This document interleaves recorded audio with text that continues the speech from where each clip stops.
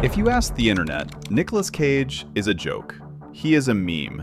He is the guy screaming about the bees in The Wicker Man. He is the unhinged maniac reciting the alphabet in Vampire's Kiss. Or he is the desperate actor who seemingly said yes to every direct-to-video script for a decade just to pay off his castles. And for a long time, Hollywood agreed. They wrote him off as a burnout, an eccentric has-been who squandered one of the greatest talents of his generation on tax debts and dinosaur skulls. But they were wrong. Because if you look past the memes, and you look past the bankruptcy headlines, you don't find a failure. You find one of the most disciplined, fearless, and intellectually rigorous artists in the history of American film. Nicolas Cage didn't just survive the collapse of his own empire, he turned his survival into a genre. But to see the genius, you have to look at the wreckage. You have to understand why he bought the castles. You have to understand why he ate the cockroach.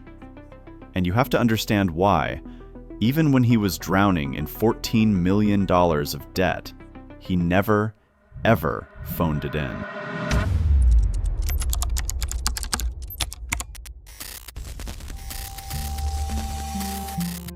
To understand the chaos of Nicolas Cage, you have to understand that Nicolas Cage doesn't actually exist. He is a construct. He is a character created by a terrified 19-year-old kid who wanted to escape the suffocating weight of his own last name. Because he wasn't born Nicolas Cage.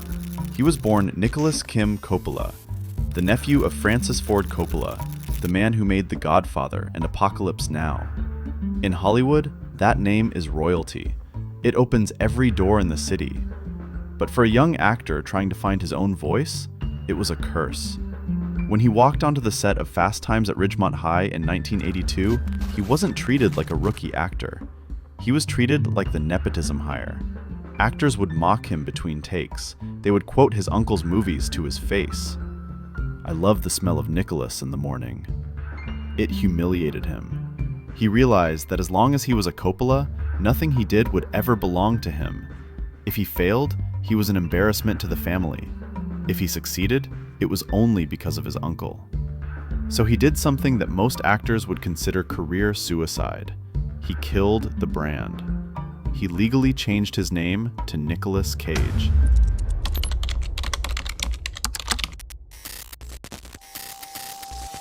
And he didn't pick that name out of a hat. He picked it for two very specific reasons that tell you exactly who he planned to be. First, Luke Cage, the Marvel superhero, the unbreakable man with skin of steel who fought his way out of prison. Because Nick wanted to be a hero, but he wanted to be the kind of hero who operated outside the law. And second, John Cage, the avant-garde composer who challenged the very definition of what music could be. John Cage was the guy who realized that silence was music. Nicolas Cage was the guy who realized that screaming was acting. This wasn't just a rebrand. It was a declaration of war against naturalism. He didn't want to be the next De Niro or the next Pacino. He didn't want to be realistic. He wanted to be mythic. And you saw it immediately. In 1984, he landed a role in a film called Birdie. He played a Vietnam vet suffering from severe facial injuries. Most actors would have spent hours in the makeup chair. They would have worn a prosthetic. They would have acted the pain. Nicolas Cage went to a dentist and had 2 of his teeth pulled out, without anesthesia. He wanted to feel the throbbing ache in his skull so that when he spoke, the pain wasn't a performance. It was a physical reality. He walked around the set with bandages on his face for weeks, refusing to speak to anyone, isolating himself in the trauma of the character. This was 1984. He was 20 years old, and he was already proving that he wasn't interested in safety. He was interested in exorcism. But to the critics, it just looked like madness. This is where the meme narrative usually starts. People look at Cage's early performances and they laugh. They see the bulging eyes. They hear the bizarre vocal inflections. They see him eating a live cockroach in Vampire's Kiss. And they think, wow, this guy is bad at acting. But that is a lazy critique. It assumes that Cage is trying to be realistic and failing. But he isn't trying to be realistic. He is doing something else entirely. Something he calls nouveau shamanic. Now that sounds like pretentious Hollywood nonsense. It sounds like something a cult leader would say before asking for your credit card. But if you actually listen to Cage explain it, it makes perfect sense. He wrote a book about it, though he's never published it. The philosophy is rooted in German expressionism. Think about old silent films like The Cabinet of Dr. Caligari or Nosferatu. In those movies, the actors didn't act like real people. They moved like jagged shadows. They made faces that were terrified and grotesque. They were externalizing the internal madness of the character. That is what Cage is doing. He isn't trying to show you what a person looks like when they are sad.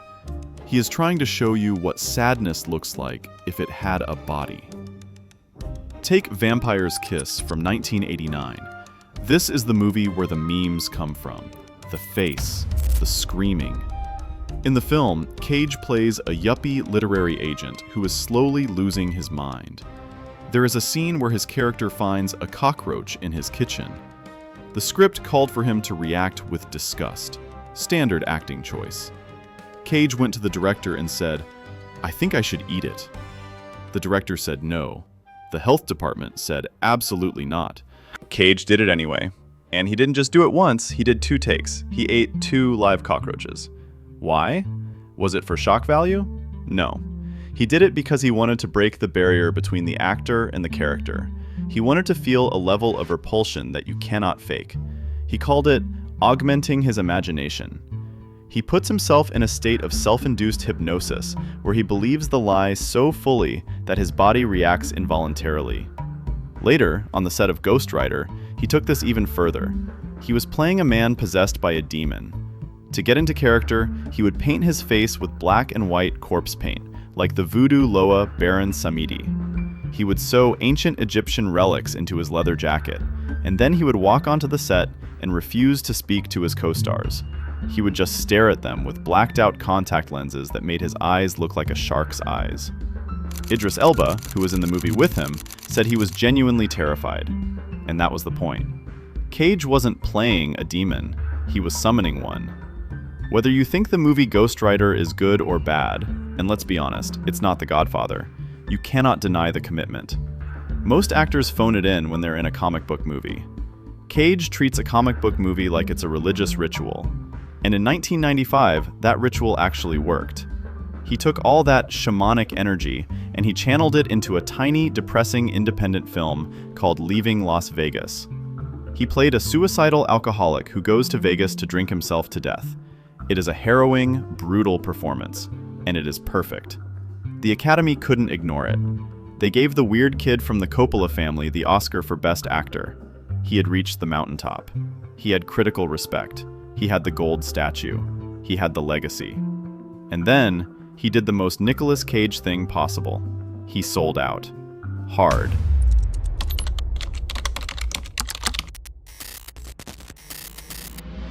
Imagine you just won Best Actor.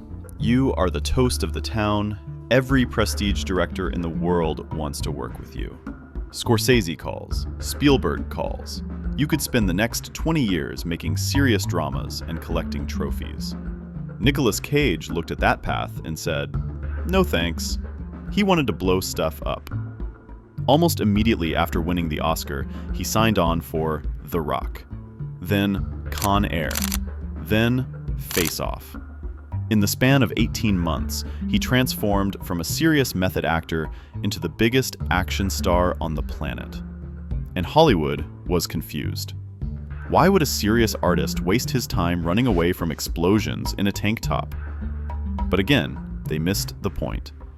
Cage wasn't lowering his standards. He was elevating the genre. Look at Face Off. The premise is absurd. John Travolta and Nicolas Cage swap faces. It should have been a disaster. It should have been a B movie that went straight to VHS. But Cage treated it like Shakespeare. He played the villain, Castor Troy, with a level of operatic insanity that made the movie iconic. He wasn't just chewing the scenery, he was devouring the entire production design. I want to take his face off. The line delivery is electric. It's weird. It's musical. These movies made hundreds of millions of dollars. And suddenly, Nicolas Cage wasn't just an artist. He was an economy. He was earning $20 million a movie. He was one of the highest paid actors in the history of the business. The checks were clearing. The bank account was swelling. And this is where the story shifts from a career biography to a cautionary tale. Because Nicolas Cage didn't handle money like a normal person. He handled money like a pharaoh who thought he was going to take it with him to the afterlife.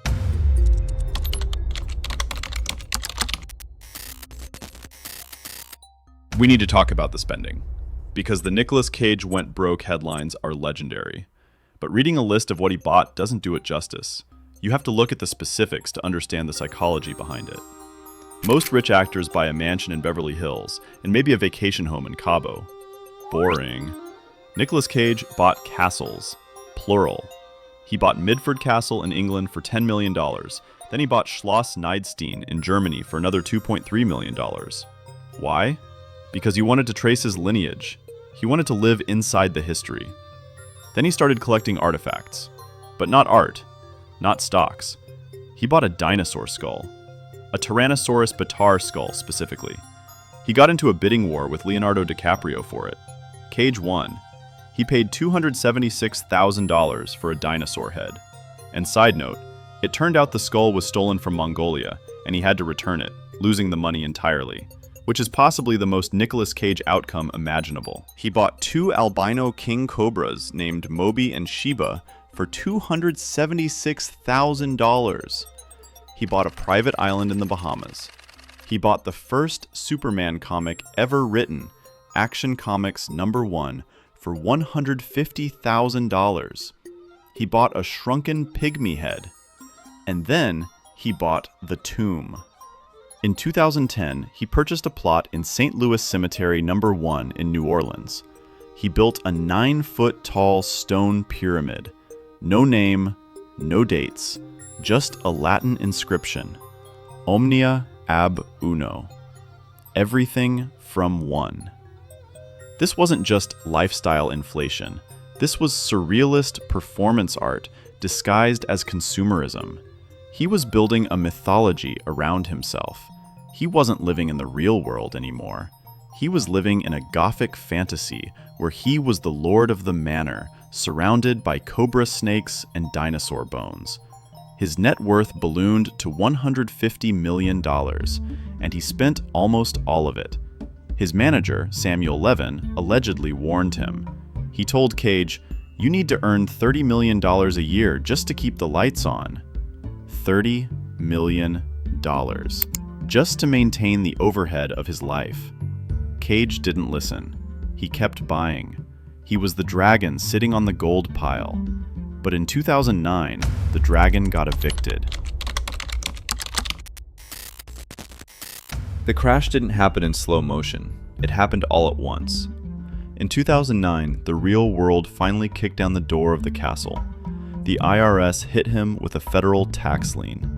They claimed he owed $6.2 million in back taxes for the year 2007 alone. Then they looked deeper.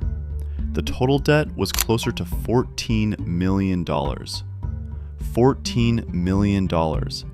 That isn't, I need to sell a car debt. That is, I need to flee the country debt. That is, you are going to federal prison debt. Cage sued his manager, Levin, for $20 million, claiming fraud and negligence. He said Levin had led him down the garden path to financial ruin. Levin countersued. He filed legal documents that essentially said, "I told him to stop buying castles, and he didn't listen. He signed every check himself." It didn't matter who was right. The money was gone. The castles were foreclosed on. The comic books were sold. The cobras had to be rehomed. And Nicolas Cage, the Oscar winner, the action god, the nephew of Francis Ford Coppola, was broke. He didn't file for bankruptcy. A lot of people in his position would have. 50 Cent did. Burt Reynolds did. Kim Basinger did. It's the easy way out.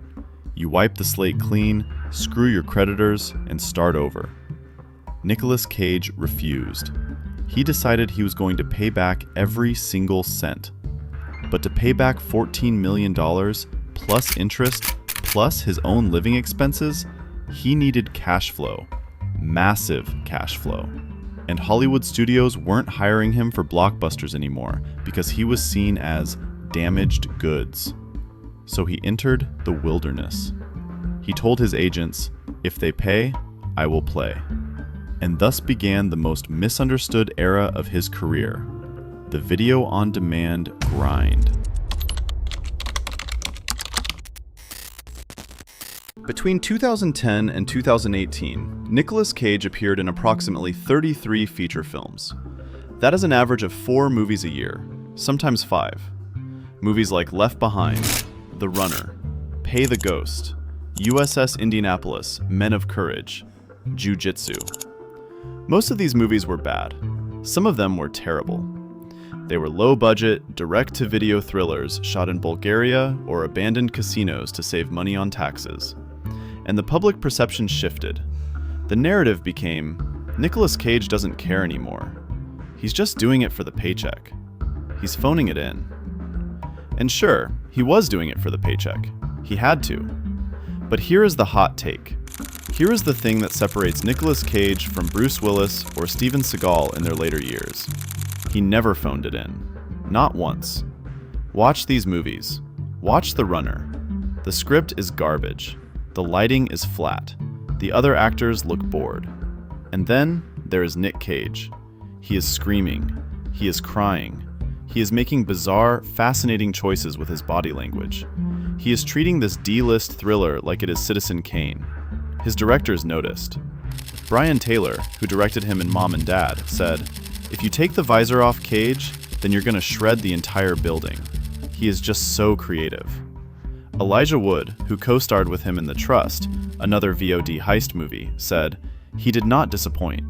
Nick's always got amazing and crazy ideas." Cage later explained this era in an interview with GQ. He said, "When I was doing 4 movies a year, back to back to back, I still had to find something in them to be able to give it my all. They didn't work, all of them. But some of them did, and I never phoned it in." He treated these bad movies as a laboratory. Since nobody was watching, he could experiment. He could try new nouveau shamanic techniques. He could get weirder. He practiced his craft in the trenches of bad cinema. He paid his taxes. He cleared his debts. And slowly, without anyone realizing it, he was sharpening his blade for the comeback.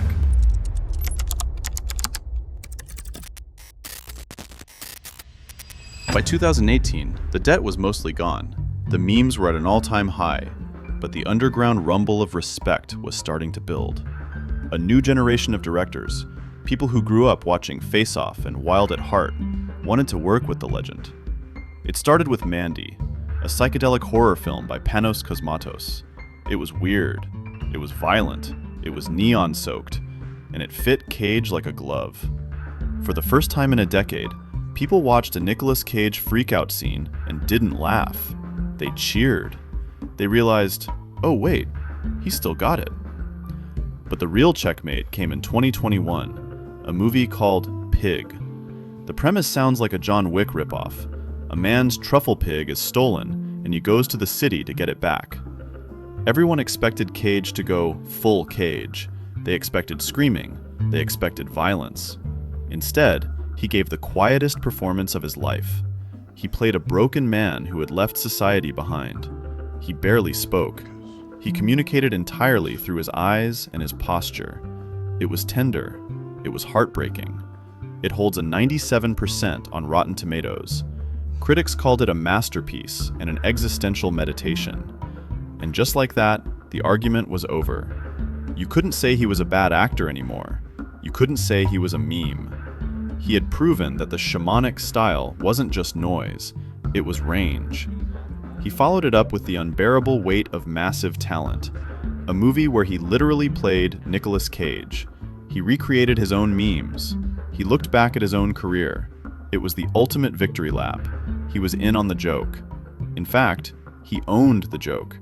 He took the caricature that the internet had created and he wore it like a crown. So is Nicolas Cage a genius, or is he a madman? The answer, obviously, is both. You cannot have one without the other. In an industry that is addicted to safety, Nicolas Cage is dangerous. In an industry that is obsessed with being relatable, Nicolas Cage is alien. He spent $150 million on dinosaur skulls and castles because he refused to live a normal life. And he acted in Ghost Rider like he was possessed by a voodoo spirit because he refused to give a normal performance. The crash didn't break him, it revealed him. It showed us that even when you strip away the money and the castles and the fame, you are left with the only thing that actually matters: the work. Nicolas Cage isn't an actor. He is a genre. And thank God for that.